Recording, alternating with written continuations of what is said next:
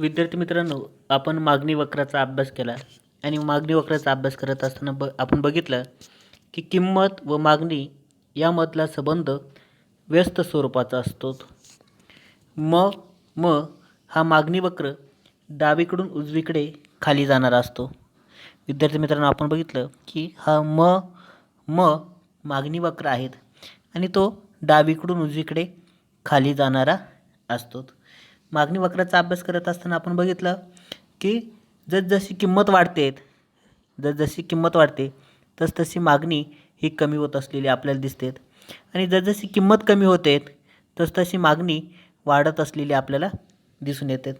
याचाच एकंदरीत परिणाम असा होतो की मागणी वक्र हा डावीकडून उजवीकडे खाली जाणारा असतो आणि मागणी वक्र हा डावीकडून उजवीकडे खाली जाणाराच का असतो याचा अभ्यास आज आपल्याला करायचा आहे.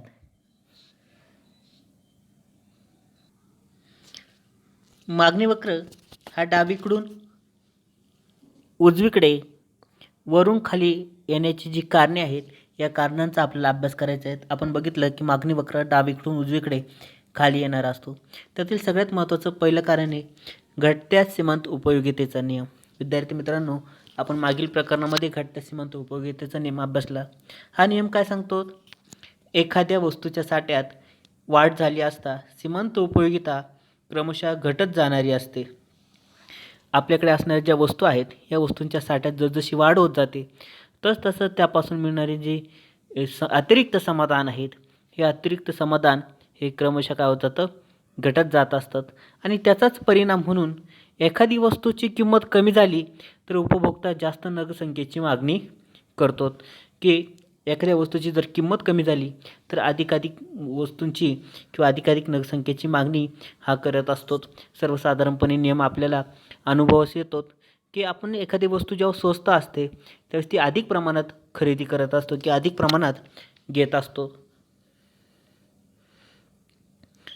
त्यानंतर दुसरं कारण आहेत उत्पन्न परिणाम.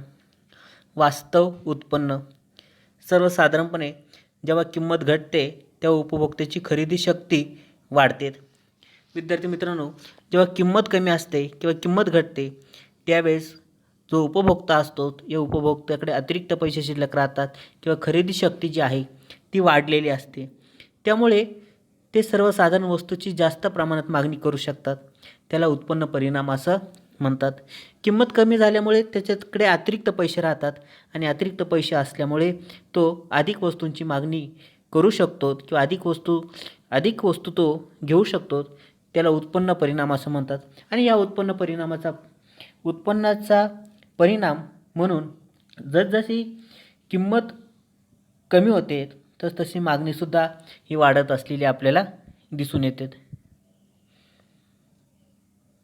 त्यानंतर पर्यायता परिणाम. विद्यार्थी मित्रांनो, पर्याय वस्तूच्या बाबत असे दिसून येते की एखाद्या वस्तूची किंमत वाढली तर उपभोक्ता पर्याय वस्तूची जास्त मागणी करतो. आपल्याला माहिती आहे की एका वस्तूला अनेक पर्याय असतात आणि एखाद्या वस्तूची किंमत वाढली तर लोक दुसऱ्या वस्तूची मागणी करत असतात. उदाहरणार्थ चहाची किंमत वाढली तर लोक कॉफीची मागणी करत असतात. म्हणून चहाची किंमत वाढल्यामुळे त्याची मागणी आपोआपच काय होते? कमी होते. म्हणजेच पर्यायतेचा जो परिणाम आहे या पर्यायतेचा परिणाम प्रामुख्याने आपल्याला दिसून येतो की किंमत वाढल्यामुळे मागणी काय होते? कमी होते. ज्या वस्तूच्या किमती वाढतात त्यांची मागणी कमी करतो.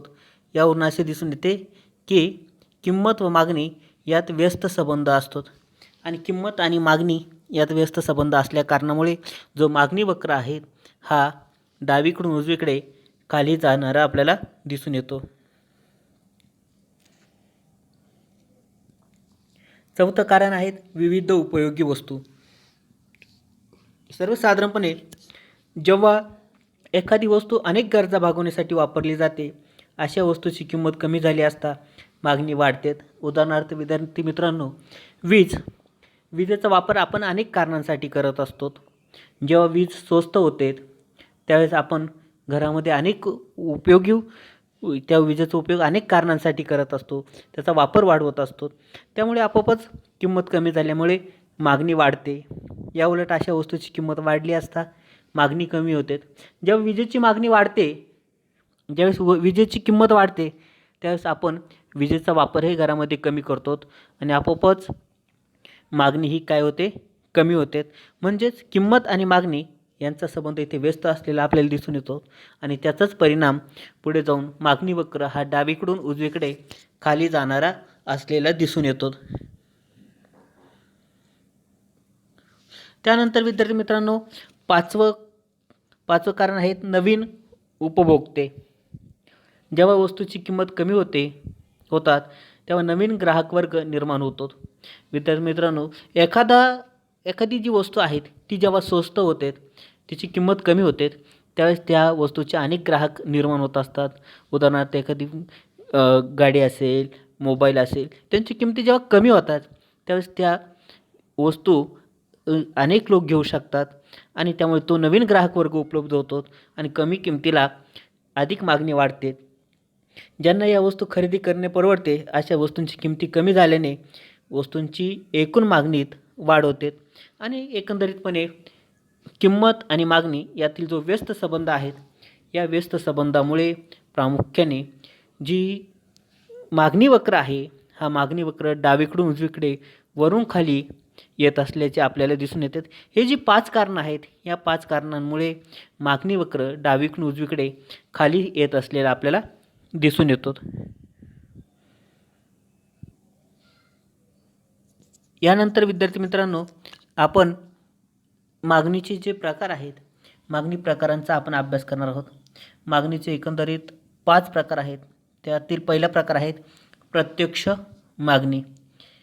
प्रत्यक्ष गरजा पूर्ण करण्यासाठी उपभोक्त्याकडून ज्या वस्तूंना मागणी केली जाते त्याला प्रत्यक्ष मागणी असे म्हणतात. प्रत्यक्ष गरजा पूर्ण करण्यासाठी जे उपभोक्ते वस्तूची मागणी करतात त्याला प्रत्यक्ष मागणी म्हणतात. या वस्तू उपभोक्त्याच्या गरजा प्रत्यक्ष भागवतात.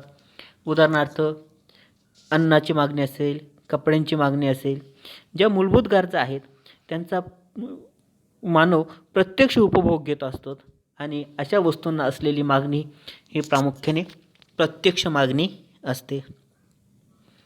त्यानंतर अप्रत्यक्ष मागणी. मागणीचा दुसरा प्रकार आहे अप्रत्यक्ष मागणी. प्रामुख्याने या मागणीस परोक्ष मागणी असे म्हणतात. अप्रत्यक्ष मागणीला परोक्ष मागणी असेही म्हणतात. या वस्तूंची मागणी वस्तूच्या उत्पादनासाठी आवश्यक असते. ही मागणी उत्पादनाच्या वस्तूंची असते. अशा प्रकारे उत्पादन घटकांची मागणी अप्रत्यक्ष मागणी असते. उदाहरणार्थ साखर कारखान्यातील कामगारांची मागणी ही प्रत्यक्ष मागणी आहे, अप्रत्यक्ष मागणी असते. प्रामुख्याने अपरोक्ष मागणी. अप्रत्यक्ष मागणीला अपरोक्ष मागणी म्हणतात. उत्पादन घटकांची मागणी. प्रामुख्याने जे उत्पादन घटक आहेत, भूमी, श्रम, भांडवल, संयोजक यांना असलेली जी मागणी आहे, ही मागणी कशी असते? अप्रत्यक्ष मागणी असते. उत्पादन घटकांना असलेली मागणी अप्रत्यक्ष मागणी असते. उदाहरणार्थ साखर कारखान्यातील कामगारांची मागणी, भूमीची मागणी, भांडवलाची मागणी, संयोजकांची मागणी ही अप्रत्यक्ष मागणी आहेत. यांचा उपभोग प्रत्यक्षपणे घेतला जात नाहीत. उत्पादन करण्यासाठी, वस्तूंचं उत्पादन करण्यासाठी प्रामुख्याने यांची मागणी केली जाते. म्हणून यास परोक्ष मागणी ही असेही म्हणतात. त्यानंतर मागणीचा पुढचा प्रकार आहे पूरक मागणी. पूरक मागणीलाच संयुक्त मागणी असे सुद्धा म्हणतात. जेव्हा एखाद्या वस्तूची मागणी इतर कोणत्याही वस्तूबरोबर केली जाते तेव्हा त्यास पूरक मागणी असं म्हणतात. विद्यार्थी मित्रांनो, विशिष्ट गरज पूर्ण करण्यासाठी 2 किंवा अधिक वस्तूंची एकत्रित मागणी केली जाते त्यास पूरक मागणी असं म्हणतात. उदाहरणार्थ शाई, पेन. आता इथे प्रामुख्याने लिहिण्याची जी गरज आहे ती पूर्ण करण्यासाठी शाई आणि पेन या दोन्ही गोष्टींची मागणी केली जाते, दोन्ही वस्तूंची मागणी केली जाते. किंवा कार आणि इंधन एकत्र आल्याशिवाय आपण प्रवास करू शकत नाहीत, किंवा कार आणि इंधन एकत्र आल्याशिवाय पुढील कार्य होऊ शकत नाहीत, म्हणून यास पूरक मागणी असं म्हटलं जातं. पूरक मागणीलाच संयुक्त मागणी असेही म्हणतात. विशिष्ट गरज पूर्ण करण्यासाठी दोन किंवा अधिक वस्तूंची एकत्रित मागणी केली जाते, तेव्हा ती अस्तित्वात येते. उदाहरणार्थ शाई, पेन आणि शाईची मागणी, कार आणि इंधनाची मागणी इत्यादी ज्या मागणी आहेत, या मागणी पूरक मागणी आहेत. म्हणजे एक गरज पूर्ण करण्यासाठी दोन वस्तूंची आवश्यकता इथे आवश्यक असते. त्यानंतर चौथा मागणीचा प्रकार आहे संमिश्र मागणी. संमिश्र मागणी एक वस्तूची मागणी अनेक उपयोगांसाठी केली जाते, तेव्हा त्यास संमिश्र मागणी असे म्हणतात. उदाहरणार्थ विजेची मागणी, याची मागणी वेगवेगळ्या उपयोगांसाठी केली जाते. उदाहरणार्थ विद्युत दिवे, पंखा, धुलाई यंत्र इत्यादी कामांसाठी. म्हणजे येथे वस्तू एक आहेत, परंतु उपयोग अनेक आहेत. विजेचा उपयोग आपण अनेक कारणांसाठी करत असतो, म्हणून एक वस्तूची मागणी अनेक उपयोगांसाठी केली जाते, तेव्हा त्यास संमिश्र मागणी असे म्हणतात. वस्तू एक असते आणि उपयोग तिचे अनेक असतात. विजेचा वापर आपण अनेक कारणांसाठी करत असतो, म्हणून यास संमिश्र मागणी असे म्हणतात.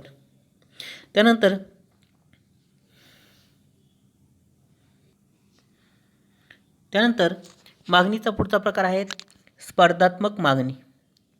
सर्वसाधारणपणे ही अशा वस्तूंची मागणी असते की जी एकमेकांना पर्याय असतात. उदाहरणार्थ चहा आणि कॉफी, साखर आणि गूळ हे जे पदार्थ आहेत, हे एकमेकांना काय आहेत? पर्याय आहेत.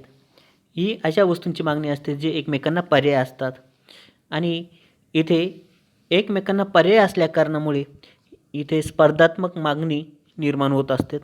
अशा पद्धतीने विद्यार्थी मित्रांनो, आपण मागणीच्या 5 प्रकारांचा अभ्यास केला.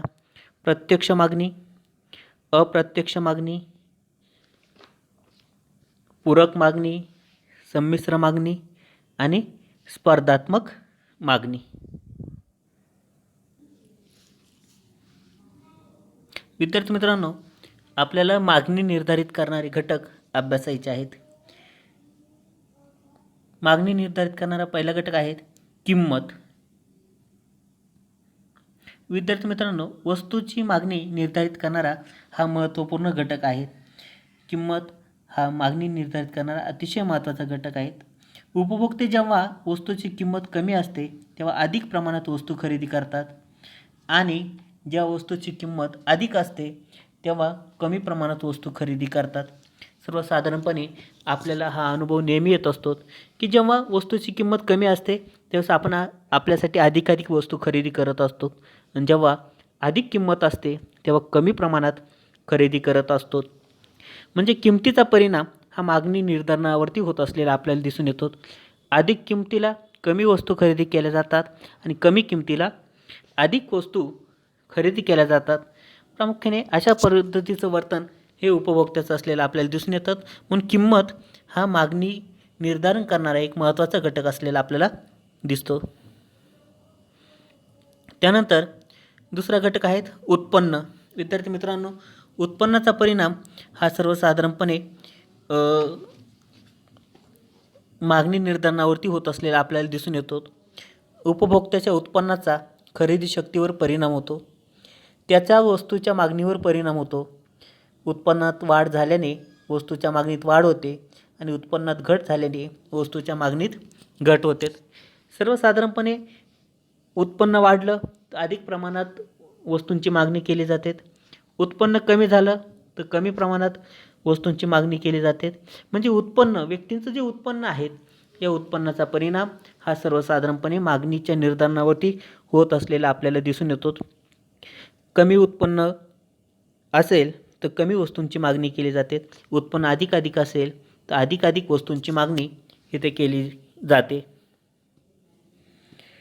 तिसरा घटक आहे पर्याय वस्तूंच्या किमती.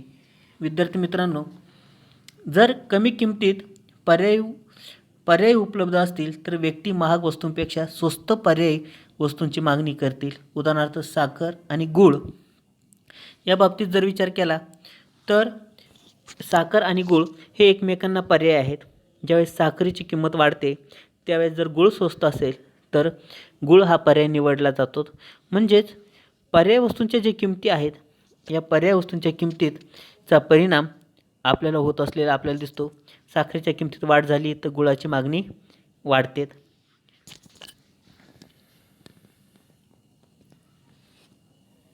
त्यानंतर पूरक वस्तूंच्या किमतीत. विद्यार्थी मित्रांनो, एका वस्तूच्या किमतीत बदल झाल्यास त्याचा परिणाम इतर वस्तूंच्या मागणीवर होताना आपल्याला दिसतो. उदाहरणार्थ कार आणि इंधन. जर इंधनाची किमतीत वाढ झाली तर कारची मागणी कमी होत असलेली आपल्याला दिसते. इंधन हे कारला पूरक आहेत. इंधन हे कारला कसं आहेत? पूरक आहेत. इंधनाशिवाय कार चालू शकत नाहीत. आणि इंधनाच्या किमती वाढल्यामुळे लोक काय करतात की सार्वजनिक ज्या वाहतूक व्यवस्था आहेत त्याचा वापर करतात आणि कारची मागणी आपोआप स्थिती काय होते? कमी होते. म्हणजेच एका वस्तूला दुसरी वस्तू पूरक असल्यामुळे पूरक वस्तूची जर किंमत वाढली तर त्याचा परिणाम या दुसऱ्या वस्तूच्या मागणीवरती होत असलेला आपल्याला दिसून येतो.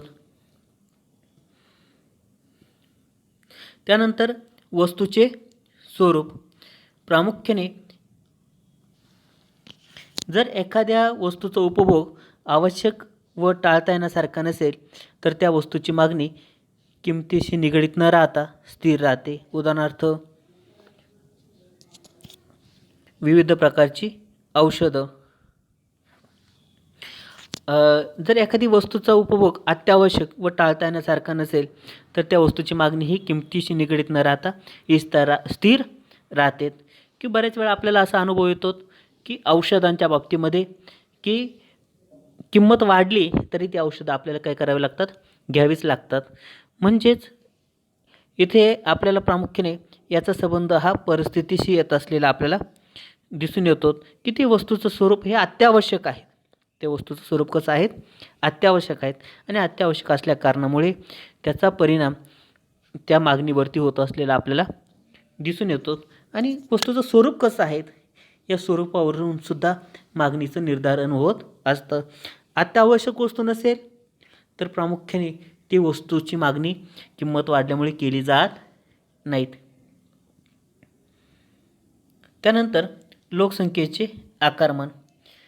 विद्यार्थी मित्रांनो, लोकसंख्येचे आकारमान जास्त असेल त्या वस्तूची मागणी जास्त असते आणि लोकसंख्येचे आकारमान कमी असेल त्या वस्तूची मागणी कमी असते.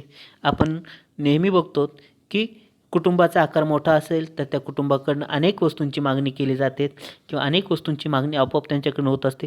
कुटुंबाचा आकार छोटा असेल तर कमी वस्तूंची मागणी होत असलेली आपल्याला दिसून येते. आणि हे संपूर्ण हा परिणाम आपल्याला संपूर्ण लोकसंख्येलाही लागू होत असलेला आपल्याला दिसून येतो की लोकसंख्येचं आकारमान जास्त असेल तर जास्त वस्तूंची मागणी केली जाते. लोकसंख्येचं आकारमान कमी असेल तर कमी वस्तूंची मागणी ही केली जात असलेली आपल्याला दिसते. त्यानंतर मागणी निर्धारित करणारा 7वा घटक आहे भविष्यकालीन किमतींचा अंदाज. विद्यार्थी मित्रांनो, प्रामुख्याने वस्तूची किंमत भविष्यात कमी होईल असा उपभोक्त्याला अंदाज असेल तर सद्यस्थितीला उपभोक्ता त्या वस्तूची कमी खरेदी करेल. त्याचप्रमाणे वस्तूची किंमत भविष्यात वाढेल असा उपभोक्त्याचा अंदाज असेल तर सद्यस्थितीला उपभोक्ता वस्तूंची जास्त खरेदी करेल. सर्वसाधारणपणे आपल्याला जर त्या वस्तूविषयी भविष्यकालीन अंदाज असेल तर भविष्यकाळातील अंदाजानुसार त्या वस्तूची कमी अधिक प्रमाणात मागणी केली जाते. की भविष्यामध्ये एखाद्या वस्तूची किंमत वाढणार आहे असं जेव्हा आपल्याला अंदाज येतो त्यावेळेस आपण त्या वस्तूची अधिक मागणी करत असतो.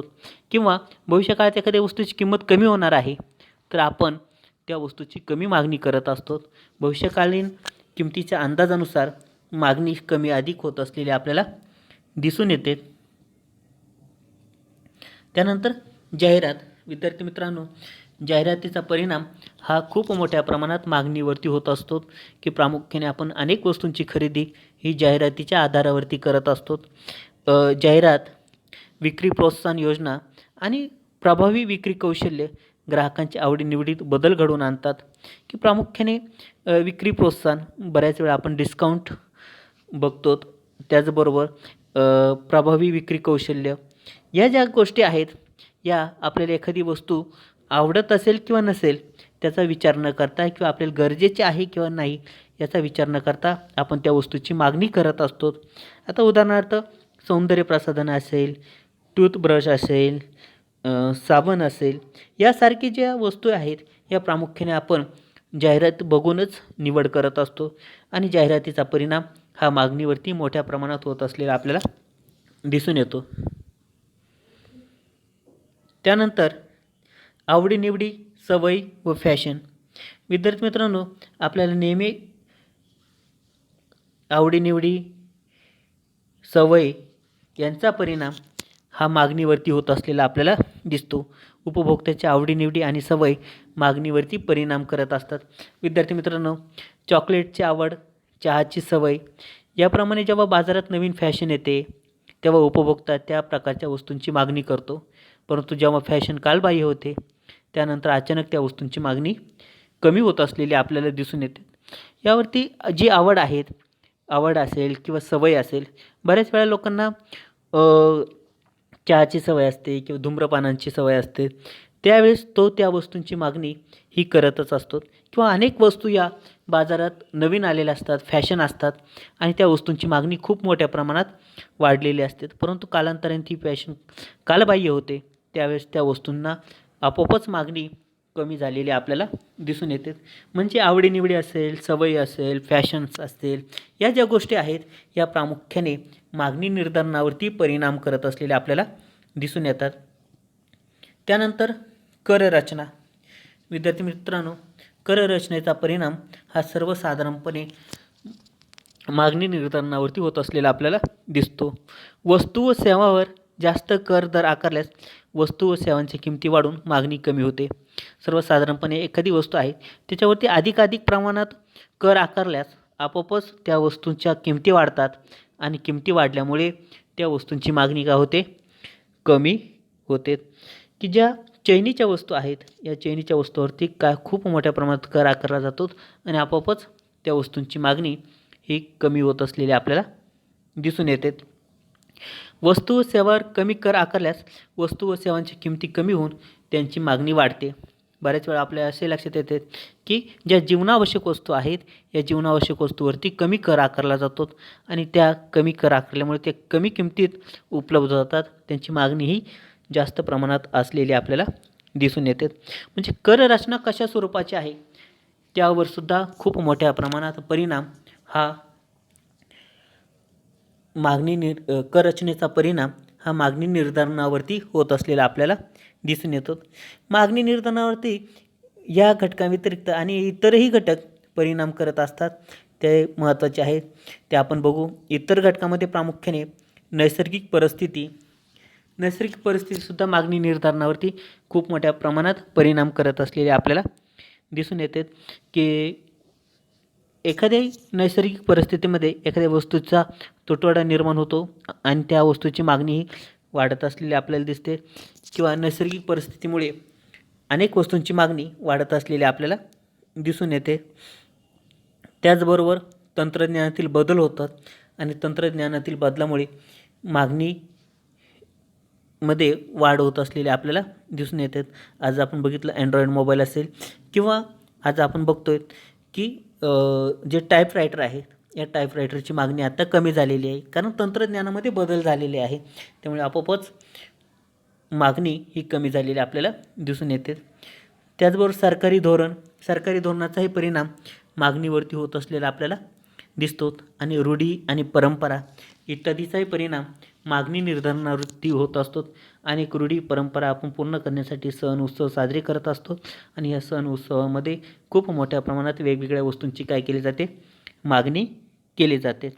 अशा पद्धतीने मागणी निर्धारित करणारे जे घटक आहेत ह्या मागणी निर्धारणावरती अनेक घटक परिणाम करत असलेले आपल्याला दिसून येतात.